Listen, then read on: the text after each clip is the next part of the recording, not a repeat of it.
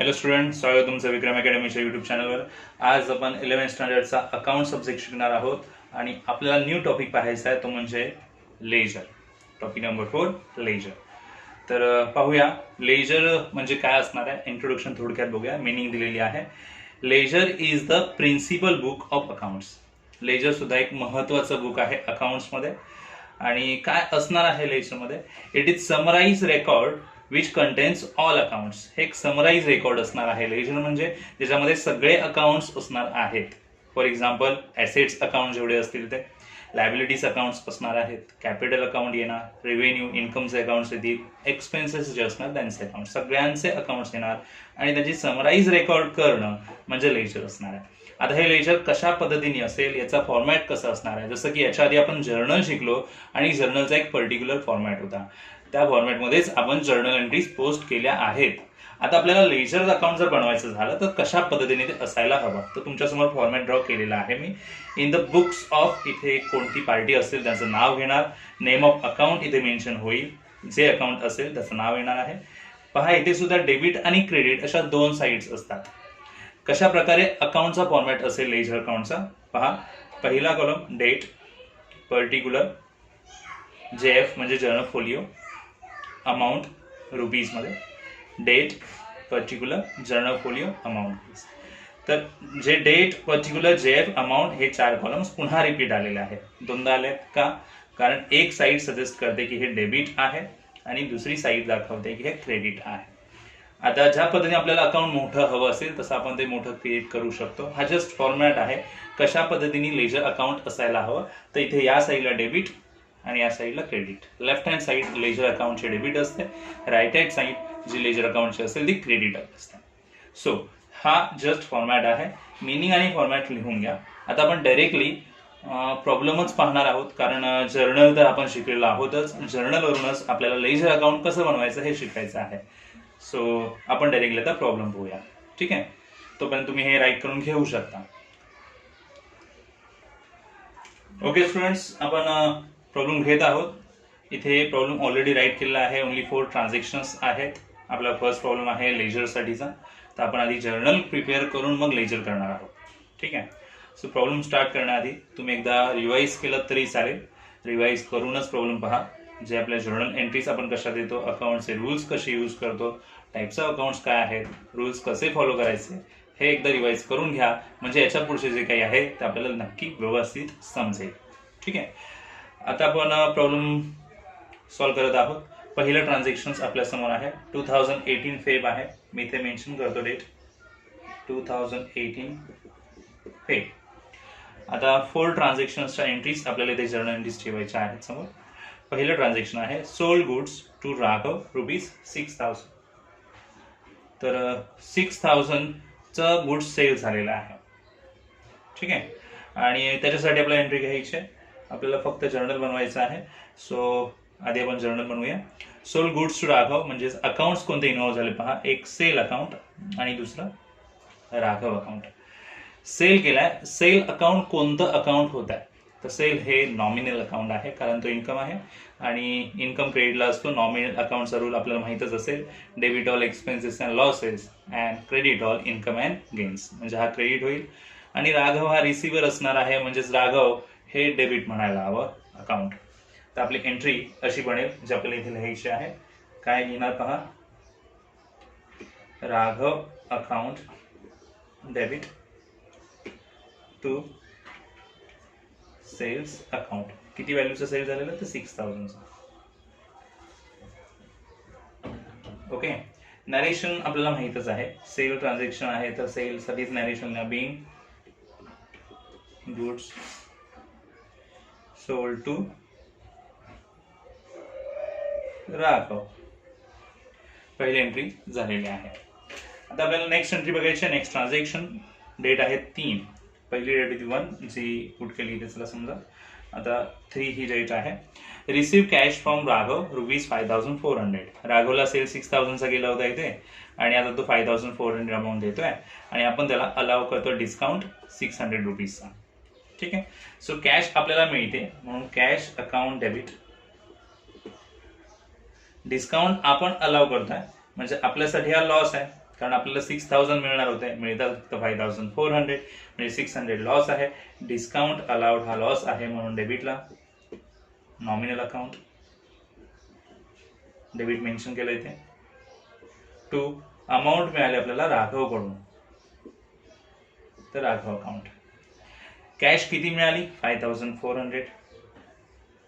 Discount किती दिला 600. बघा समोरासमोर अमाऊंट येतात. आता हे क्रेडिट आहे म्हणून क्रेडिटला अमाऊंट आपण लिहितोय. जी टोटल अमाऊंट असणार आहे 6000. राघवकडे 6 अमाऊंट येणार होती. सो इथे लिहिणार आपण being cash received from Raghav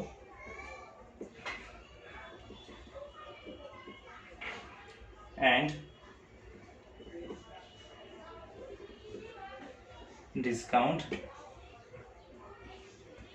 allowed. Okay, हे ट्रान्झॅक्शन सुद्धा झालेलं आहे. आता नेक्स्ट 17 डेटचं ट्रान्झॅक्शन आहे. Invoice goods to Raghav ₹14,000. Invoice म्हणजे सेल. आपण सेल केलेला आहे राघवला. पुन्हा एकदा सेलची एंट्री सिमिलर राहणार आहे. डेट 17 येईल आणि एंट्री आपण लिहिणार Raghav account debit to sales account. किती अमाऊंट म्हणते 14,000 ची. डेबिटच्या समोर सुद्धा आणि क्रेडिटच्या समोर सुद्धा जे अकाउंट आहे त्याच्या 14,000. नरेशन सिमिलर येणार जे वरती आहे. Being goods sold to Raghav. मी आता लिहित नाही नरेशन, तुम्ही लिहा नरेशन. ठीक आहे. आणि आता लास्ट ट्रान्झॅक्शनची डेट आहे 20. आणि आता 20चं ट्रान्झॅक्शन आपल्याला नोट करायचं आहे. Receive from Raghav ₹6,000. त्याच्याकडून 6,000 रुपये मिळालेले आहेत, म्हणजे कॅशच मिळाली, हो की नाही. कॅश कम्स इन म्हणजे कॅश अकाउंट डेबिट. रिअल अकाउंटचा rule debit dot comes in. 2 देणारा पर्सन होता Raghav. Raghav is giver. Debit the receiver and credit the giver. या रूल प्रमाणे हे क्रेडिट झालेलं आहे. पर्सनल अकाउंटचा रूल होता तो. 6,000 अमाऊंट लिहिली आहे. Being cash received. Being cash received. Okay students, 4 entries आपण पुट केलेल्या आहे. ठीक आहे. आता मेन आपण इथे लेजर शिकणार आहोत. आपल्याला लेजरसाठी प्रयत्न करायचा आहे. जर्नल तर आपण ड्रॉ केलंय, जर्नलवरून आपण लेजर बनवणार आहोत. सो कशा पद्धतीने बनवता येईल चला पहा. मी आता या क्वेश्चनच्या एंट्रीज आहेत ते रफ करतो आणि त्या ठिकाणी मी लेजर अकाउंट बनवणार आहे. ठीक आहे. ओके स्टुडंट्स, लेजर अकाउंट तुमच्या समोर आहे. पहा, डेट पर्टिक्युलर JF अमाऊंट, पुन्हा date particular JF amount, debit आणि क्रेडिट. अकाउंट आपल्याला बनवायचं राघव अकाउंट. तर 4 एंट्रीज आहेत आपल्या समोर आणि त्याची पोस्टिंग आपल्याला इथे करायची आहे. कशी करूया पहा, लक्ष द्यायचं. पहिल्या एंट्रीमध्ये चेक करायचं. राघव अकाउंट हे नेम इथे आहे पहिल्या एंट्रीमध्ये. ठीक आहे. राघव अकाउंटची साईड कोणती सजेस्ट केली इथे डेबिट. तर इथे आपली डेबिट आहे राघव अकाउंटची साईड. तर इथे अकाउंटचं नेम दिलेलं असणार आहे, त्याची साईड दिलेली असणार आहे. त्या साईडला जाऊन अपोजिट नेम लिहायचं. राघव अकाउंटच्या अपोजिट आहे टू सेल. हे अपोजिट नेम लिहायचा. कोणत्या साईडला राघव अकाउंटच्या डेबिट साईड. तर ही डेबिट साईड इथे लिहूया टू सेल्स अकाउंट. लिहिलं. अमाऊंट ती लिहायची जी इथे आहे 6,000. जर्नल फोलिओ नावाला कॉलम असेल त्याला डॅश करायची आहे. डेट आपण मेन्शन करू शकतो 2018 फेब्रुवारी 1. ठीक आहे. पोस्टिंग झाली. सिंपल पोस्टिंग असणार आहे.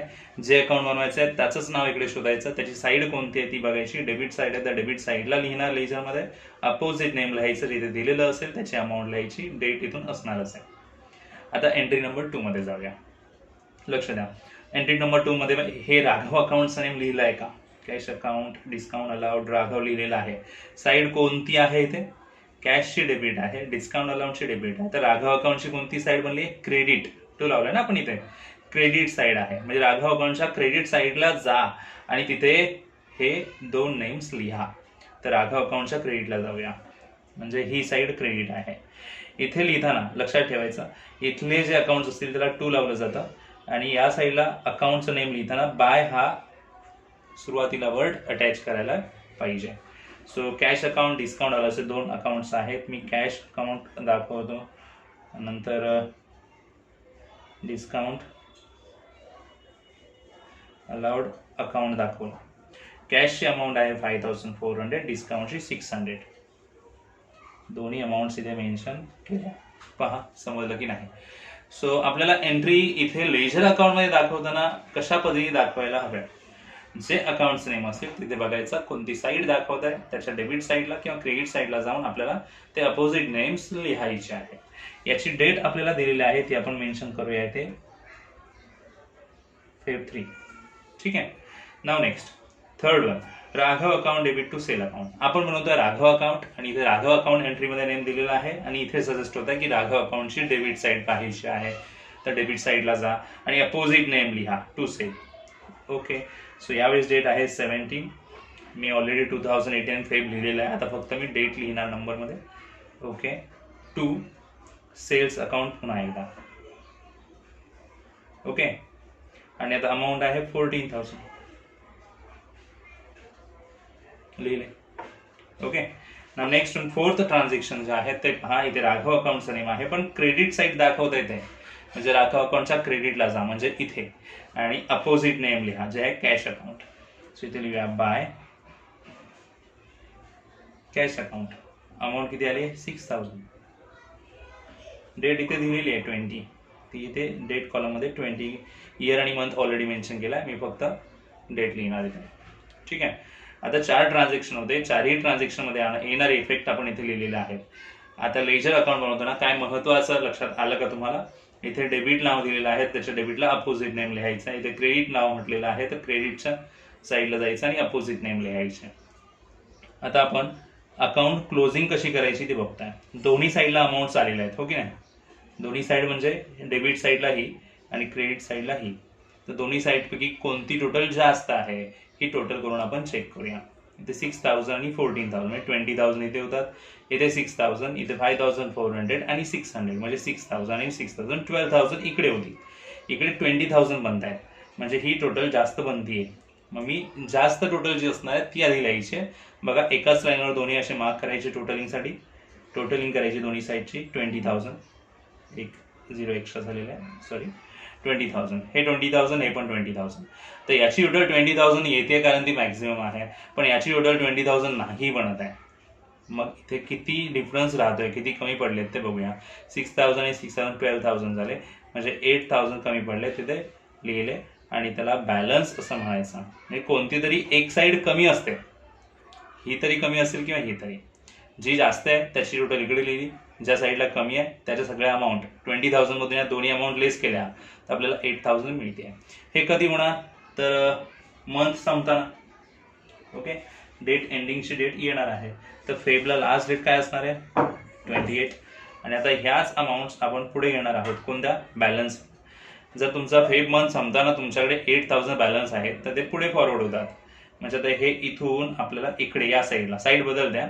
ही क्रेडिट होती आता डेबिट साईडला लिहायचं. इथे इथे आले बघा 8,000. नेम काय लिहायचा बाय होता तर त्याचे 2 होणार. Balance as it is. Date पुढच्या महिन्यातली जाते कारण नेक्स्ट मंथला जाणार आहे तर March 1. ठीक आहे. आणि इथे अशा पद्धतीने हे लेजर अकाउंट एक बनलेलं आहे. आपण सिंपल प्रॉब्लेम घेतला ज्याच्यामध्ये 4 जर्नल एंट्रीज होत्या आणि त्या 4 जर्नल एंट्रीज वरून आपण लेजर अकाउंट बनवलेलं आहे. लेजर अकाउंट कसं बनवायचं हे तुम्ही लक्षात घ्या. कशा पद्धतीने पोस्टिंग केलेली आहे. नेम लिहिणं महत्त्वाचं आहे. कॉलम्स बनवणं महत्त्वाचं आहे. व्यवस्थित ते बनवायचं आहे. डेबिट क्रेडिट लिहायचं इम्पॉर्टंट आहे. डेबिटला जे नेम्स लिहिणार अकाउंट्स त्याला टू हा वर्ड्स अटॅच होईल. क्रेडिट साईडला जे नेम्स लिहिणार अकाउंट्स त्याला बाय हा वर्ड अटॅच होईल. अमाऊंट कॉलममध्ये अमाऊंट. शेवटी फायनली टोटल करताना जी जास्त टोटल आहे ती आधी बघायची कोणती आहे ती टोटल इकडे लिहायची एकाच लाईनवर. टोटली या साईडला कमी पडते म्हणून वरच्या सगळ्या अमाऊंट्स त्या टोटलमधून लेस करायच्या आणि बॅलन्स इथे लिहायचा. त्याला बाय बॅलन्स म्हणायचा. शेवटची डेट द्यायची मंथची आणि मग हे जाणार नेक्स्ट मंथमध्ये म्हणून हा बॅलन्स फॉरवर्ड इकडे गेला. जर इथे बॅलन्स मिळाला असता तर आपण तो इकडे नेला असता. म्हणजे डेबिटला मिळाले तर क्रेडिटला, क्रेडिटला मिळाले तर डेबिटला असं ते पोस्ट होतं. म्हणून इथे टू बॅलन्स नेम सेमच राहिलं फक्त 2 हा वर्ड आला इथे आणि डेट लिहिली नेक्स्ट मंथची पहिली डेट. ठीक आहे. सो अशा पद्धतीने लेजर अकाउंट असेल. पुढे येणाऱ्या प्रॉब्लेम्समध्ये आपल्याला आणखीन लेजर अकाउंट्स बनवावे लागू शकतात. इथे जस्ट एकच लेजर अकाउंट बनलेलं आहे. सो तुम्ही एवढ्यावरच फोकस द्या. व्यवस्थित समजून घ्या. मला सांगा तुम्हाला ते समजले की नाही. आपण आणखीन व्यवस्थित पुढच्या प्रॉब्लेममध्ये पाहणारच आहोत. ठीक आहे. तर भेटूया नेक्स्ट व्हिडिओमध्ये. तोपर्यंत गुड बाय, टेक केअर.